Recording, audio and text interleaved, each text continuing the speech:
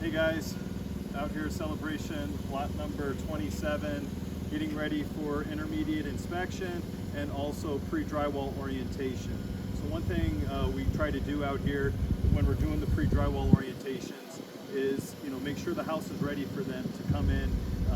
It's nice and clean, we're organized, the front yard looks as good as it can from the street because first impression's everything. So if they pull up and it's a mess out here, possibly not going to go so well for them in the house. So we always like to try to get the front yard cleaned up, the inside of it swept out, that way it's nice and presentable.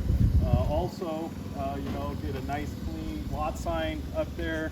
So we got lot 27, plan 1560, elevation B, and then I'll go through the house with the folder and all the paperwork just to make sure all the options are in and everything is ready for inspection. It's either pre-plumbed, pre-wired, framed for options, and then that way as we're going through the house, I can demonstrate features and functions and talk them through it as we go. So over here with the scaffold set up, I'm going to actually just take us through the garage and then we'll start at the front door, but this way it's a nice accessible pathway in. We're going to walk them in through here, explain the process, explain kind of what we're doing today, just get them familiarized with the home, what's inside the walls prior to us insulating or closing them up. So it gives them a chance to kind of see what's going on, before we get everything covered up. Talk to them about if they're going to be putting up cabinets, any type of framing, shelving, to kind of get a general idea of what's inside the wall so there's not going to be issues later. So again, walking in through the garage, we're going to take them all the way in and through the front door. I touch on features and functions of the house, standard stuff that we do as a builder, and then the upgrades I like to point out as well. So with all of that, we're going to just again kind of follow the wall, that way we don't miss anything. I explain that to them as well and let them know to ask questions if they have any. So not a lot here at the front door, but I would just explain all the switches that controls the lighting. We talk about that as we go through it, explain how we seal along the bottom plate here with expansion foam. We also have the foam sheet between the sill plate and the concrete, and then we got to get the framers to come back in and caulk that per Energy Star, but that's just one of the things that we make notes of and we go through. Explain how this is going to be where the main wiring is, all the home runs are coming in, the electrical panels on the outside, so be cautious of that. Make a general note of what's inside the wall there, just so if they're going to be hanging any artwork or anything like that, that they're not puncturing into the wires. Also explain about the foam along the sill plate and along the top. That way, if there was fire coated, required per code to have all that stuff sealed. Then we're going to continue through, explain about the closet, their coat closet, shelving in there, a rod and shelf. Up overhead would be where the doorbell chime would be, so that's what's overhead. Switches again for your lighting controls. Talk to them about spray foam insulation, a nominal fill. So what that means is it's an average. So not all the insulation is going to come directly flush with the studs. There might be a little bit of voids or anything like that, but it's an average. Talk to them about the vinyl frame windows. Don't transfer as much heat as a metal frame window. Dual pane, double OE. So again, it almost looks tinted from the outside looking in, and explain about how we seal around all the windows as well with the spray foam insulation. Just going to continue and follow the wall down. So again, just touching on all aspects of wiring along with your outlets.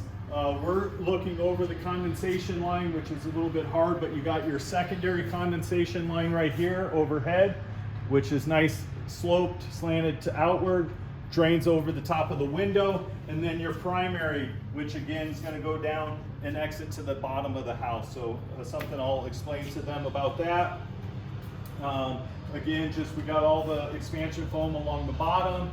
Talk to them about upgrades or options. So in here they did the electrical package, which includes ceiling fan pre-wires in all the bedrooms, along with 4 can lights here in the great room, and then it also adds an outlet for a refrigerator 20 amp circuit in the garage. So I always like to go through the paperwork and make notes on here, knowing that it has been wired. If there's any questions later, if the drywaller covers it up, we know that it is there inside the wall. So again, through the folder, I'll make notes, document stuff on here. That way we all know, that it was wired correctly. So that's something that I like to do prior to them coming in, just to make sure.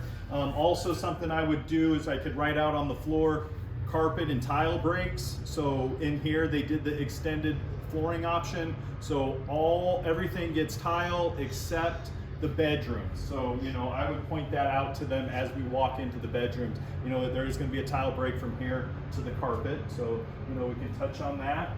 Again, just point out more of the expansion foam around the sliding glass door. Talk to them about the insulation, not only in the wall, but how it goes up and adheres to the roof decking. So your attic is a semi-conditioned space, roughly about 8-10 degrees warmer or cooler than what the house is set for. So I'd like to touch on that. Show any water lines that are going to be going into the exterior walls, just so they're aware of where those are. So that's going to be for the backyard hose bib. Standard outlets around the floor. Switches over here are going to go for all the exterior. So you would have for your ceiling fan pre-wire, and also for your coach light. Smoke detector overhead, so that's what the box is up above. So touch on that, explain the door swings, which way the doors are going to operate. Make sure that the switches aren't behind the door, they're on the right side of the door opening. So that's something that we touch on. In here, they also added the recessed can lighting in master bedroom. So that's why you see the 4 can lights prepped overhead, along with ceiling fan pre-wire. And then these 2 outlets on this wall are going to be the USB plug. So I'll explain that as well. And then just one of the options was the entertainment package, which adds TVs and phones to all the bedrooms, along with the great room and the kitchen. So that's going to be right here per the layout. So I double checked that's in the right location. And then just moving into the master bathroom, dual vanities. So you got your hot and your cold water supplies, along with the discharge and the drains, making sure that there's outlets on both sides of the vanity, along with the other light switches for your recessed can lights, your exhaust fan, and then the separate can light above the shower. So we have that in there as well. Just walking through all of this, which would be water supply there for the toilet. We do put a heating cooling supply vent there in the bathroom, along with your light and your exhaust fan. So all of that's going to be overhead. Walking into the master closet, just the switch on the wall is going to control the 2 LED lights here in the master closet. This is the attic access. I'll explain how that's all going to be trimmed out. And then just a lid that you would lift up, move over to the side. There is a little walk deck or platform overhead for the AC guys to use as they're starting up the unit. Requires a light, so there's a light overhead, a switch with an outlet. So all of that is up in the attic. Also in here is going to be your structural wiring box. What that is going to be for your low voltage. So you would have your data wires or your phone, along with your coax for internet or for cable television. So all of that's here, along with an outlet below. Explain how there will be a cover or a hinge door on this, so it won't be left like that. Not a lot in here, but I'll also explain shelving configuration, show them where there's a rod and shelf or a 5-stack. So we have that in here as well. And then we're going to take them out of here. Again, just to kind of follow the wall throughout. Shower, set up, explain some of the next phases that are going to happen. So not only do you get through intermediate inspection, Then we'll be insulating. Right after insulation, we'll do drywall. After drywall, you know, we have interior trim, doors, shelving, baseboards, then paint, cabinets to follow. One thing that our salespeople have started to do for us again is send out the pre-construction PowerPoint or slideshow, and it kind of gives them a chance to look that over, refer back to it if they have questions on stages of construction and what phases they go in. So I don't know if you guys are doing that or not, but I have found out that it has been helpful to kind of give the new buyers, first time, you know, buyers, a better understanding of how everything works. So again, in here at the great room, you'd have your TV and your phone jack right there, right next to an outlet. We did do all the spray foam insulation, all the top plate penetrations. So then we're going to just kind of continue to follow the wall through here. More switches for lighting, leading into the kitchen. So live now. Timberlake doesn't come and lay out cabinets, so construction has laid them out. So we like to make sure that the hood vent is marked, centered, so it gets right in there. It is vented into the wall and up and out, so I explained that to them, talked to them about all the outlets and all the wiring in here, where they all go, explain kitchen sink, dishwasher, cabinet, also in the kitchen island, explain this is going to supply be the switch for the garbage disposal, and then the outlet below would supply power for the disposal and also the dishwasher. Explain what the 3 water supplies are here and how the one back feeds over to the refrigerator. So there's actually 2 shutoffs for the water, one underneath the sink and also one behind there. That way if they ever get some type of water filtration, reverse osmosis, they can install it underneath the kitchen sink, tie into that, and now they have filtered water, you know, going over to the refrigerator. Dedicated outlet there for the refrigerator. Going to be your pantry, 5 stack of shelving, so I'll explain that. Talk to them about the can lighting, which is standard here in the kitchen. Also the 2 pendant light pre-wires. So you got the 2 black boxes overhead, that'd be for pendant lights. They chose the lighting package in this home, so all of the pendant lights and also the dining room light, the fixture will be installed by us. Right here would be the air return, so you got main air return along with the fresh air. Explain how this works, walk them through where the ductwork comes down through the roof, and how we need to replace those filters. Better the you know, the more you keep up on the filters, the better the air quality in the home, so we'll touch on that. Talk to them about the transfer vents above the doors. So that's what that is blocked out for.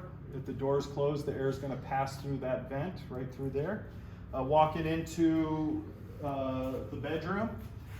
We're going to point out smoke detector. So in here, we do have the smoke detector box, which is going to be overhead. All smoke detectors are hardwired with a battery backup and at least 1 carbon monoxide detector in the home that's also tied in with those smoke detectors. We have standard outlets around the floor. I'll explain that one of them will be a switched outlet or a half hot, and I'll indicate that we will mark that at trim, either with a dot or flipping it upside down so they'll know which one that's going to be. And then with that electrical package, they did get ceiling fan pre-wire in all the bedrooms, so that's what's overhead. Gonna walk back out and then just going in, kind of following the wall again. Brown wire here is going to be for thermostat, so we'll explain thermostat location. Walk them into the bathroom. A lot of times the tubs are filled up with water. They're kind of, you know, a little bit dirty and nasty water, so I explained per code, we have to have that filled up for inspection, so that's one thing that we would do. Your water supplies for the vanity, the drain for the toilet, along with the water supply. It is spray foam insulation, but due to the fiberglass surround, we do put the bad insulation behind it, just so that we know that the insulation was installed properly, because it's real hard to get the spray foam behind it. So we do have the bad insulation behind, and we have the light overhead, exhaust fan, separate light on its own switch above the vanity heating and cooling supply also above me. There'd be a 5 stack of shelving in here. Just the marks on here indicate what size door, which way it's going to swing. So I just kind of like to educate them on what that is and kind of get them to feel a little bit more involved in the process. Also overhead, we have prep for both gas and electric. The flue for the dryer, which does vent up and out to the outside of the home, recessed in the wall. Your water connections, power for the wash machine as well, and then explain that this is just a plumbing clean out, which will be cut and capped flush with the wall, so that won't be sticking out outside. The doors again will swing inward.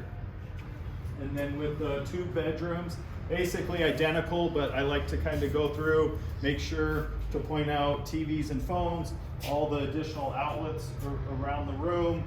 Again, talk to them about spray foam insulation. That's one of our big key standard features that we do as a builder that a lot of other people don't, so I like to explain and talk to them about that. Also explain about plane and shim from the framers, so if you can kind of see where this 2x4 was actually planed down to show that once they put a straight edge up on it, it's nice and flush. And then if you come all the way over here, there's actually these paper shims that they install. So again, once the drywall goes up, we have a nice plumb surface. And then just kind of walk them around the wall, lighting in there for the closet, along with ceiling fan pre-wire and smoke detector overhead, and then the heating and cooling supply vent, and then the transfer above the door. Other bedrooms, identical. So again, I would just touch on the same stuff there, go over all of that. Once we lead into the garage, explain that this is a fire rated door. Talk to them about the insulation and the thermal break. So on walls that separate living space from non-living, they will have the spray foam insulation, and that they will actually put the netting all the way up to the roof line to where they can spray that insulation up against that. So the house will be a non-ventilated attic. The garage is vented. So I like to explain all that. Talk to them, ask them if they know about post-tension. If not, educate them a little bit on that, about the cables running through the floor. Can't cut core drill into it. If they hit the cable, it could cause some major damage. Over here, it's all plumbed and set up for the tankless water heater. So we got all the connections for all that, along with the backing and the venting to the outside of the home, the main gas coming in, outlet which is required for that, and then this one here is just another standard outlet involved or included in the garage and the package there. Your main water lines coming up overhead and goes throughout the house, so we touch on those with the water shut off on the outside of the home. And then overhead would be just an electrical box for the power. The 2 blue wires in that box, or the 3 blue wires there, are going to be low voltage, one going back to the button on the wall, and then the 2 that go down to either side of the garage door for the sensors. So we touch on all of that, and then kind of just touch on a few things on the outside and see if they have any other questions. So talk to them about lath, explain that the black paper is the moisture barrier. It's not the foam and it's not the stucco, it's actually the black paper is your moisture barrier. Same thing up on the roofing. So the tile is their first line of defense, but the black felt paper is the moisture barrier. So at this stage of construction, the house is weather tight. Moving around to the side of the house, this is the main water service going in. Explain where the water meter is, how this turns on and off, tees off for irrigation. And then we've already established drainage, but again, I'll stress that they're going to come back to do a final grade when they do their landscaping. The copper pipe right here is just going to be pressure relief line coming off the water heater. The pipes a little bit further back are going to be where the air conditioning is going to sit, the condensing unit. So you got your main Freon lines and everything coming out here. Disconnect, power for the condensing unit, 110 outlet for a service outlet required by code. And then as we just continue to walk around, you know, I'll point out certain things as we go. Mark out where the return wall is going to be, fence locations, so we can they kind of visualize where that's going to be. So I'll explain where the property line is, where the gate's going to be, all of that. A lot of rain out here. We got lots of weeds going on. So show again positive drainage. Explain overhead. We got the ceiling fan and the controls for all that's going to be right inside the door, along with the coach light. So we got a coach light there. And then just going to continue all the way around. Point out again where the wall is. Backyard hose bib, so we got that. Talk to them about the condensation drains, what's normal, what you need to be aware of or concerned with. If you notice that, you know, the top one's thick with water, takes us down to the electrical panel. So we already got temp power, breaker box, everything's marked and labeled. Once they breaker it all out. You got your low volt wires for your TV and your phones, along with the conduit. The gas meter is going to sit right here. That's going to be the main gas stub. And then, you know, it takes us back to the front. So once we get out here, I'll point out, you know, doorbell, outlet, plumbing cleanouts. And then I like to lay out kind of where the driveway and sidewalk is going to be, just again, so they can get a visual. This house is also going to get a courtyard, so I would talk to them about the courtyard wall, but I'd lay out where the sidewalk's going to come off of the house, bring it all the way out, and where it's going to return to the drive. And then I tell them, you know, the width of the driveway is going to be the width of the garage door opening. So then again, they can kind of visualize seeing, you know, how big that's going to be, lay out where the courtyard's going to be, and then, you know, take them back in the house, see if they have any other questions, any concerns, and let them know that, you know, we'll continue to push on the house, and if they have any questions, to reach out to us later. Appreciate it, guys. Have a great afternoon. Thanks.